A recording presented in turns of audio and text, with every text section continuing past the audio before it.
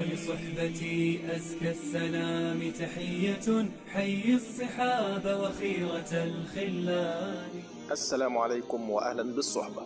كان في بوست قابلنا على الفيسبوك حد نشره بيقول انا اكتر حد يغرقك فرص، بس فجأة هتكتشف انها الفرصة الاخيرة. لما فكرت فيها شوية كده لقيت يا جماعة هو ده اللي بيحصل لنا في الدنيا. بنقع ونقف، بنعيا ونشتد، بننام ونصحى، بنسيب فروض ما نعملهاش وعندنا امل نصحى بكرة نعملها، بنسافر ونغيب ونرجع، وكل يوم حوالينا ملايين الفرص ونقع في اخطاء كبيرة جدا وربنا بينجينا منها، وناس بتعمل حوادث فظيعة جدا ربنا ينجينا يا رب، وبيدخلوا العناية المركزة وبيكونوا نفس داخل ونفس خارج، وقوموا بعدها ويعيشوا تاني وتقابلهم ملايين الفرص التانية، لكن مرة واحدة هتكون فرصة منهم هي الفرصة الأخيرة.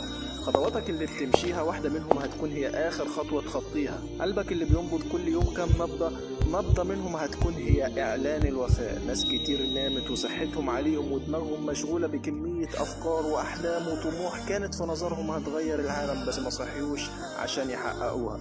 قصص كتير سمعناها عن ناس كانوا عايشين حوالينا ويمكن معانا، وفجأة ومن الصدمة احنا مش مصدقين انهم ماتوا، لانه ما كانش فيه اي سبب واضح على ده كان لسه واكل وماشي رايح يقابل حد، وهو ماشي في الطريق وقف ووقع، وكأن كان مرسوم له خط في طريقه هينتهي عنده، خط برجل وملحقش يخط بالتانية.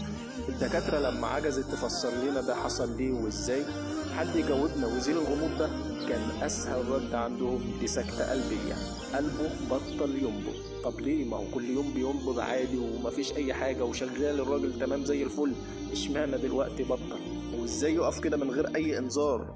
في الحقيقة ان دي كانت اخر فرصة ليه، سواء كان احسن استغلالها او لا. صدقني يا صديقي انا بكتب لك الحلقة دي ومش عارف اذا كانت هتتسجل وتتمنتج وانت هتشوفها، ولا الفرصة الاخيرة هتكون قبل كده. عشان كده فكر تاني في حياتك، فكر في الفرص المتاحة قدامك، واستغل كل فرصة فيهم وكأنها الفرصة الاخيرة.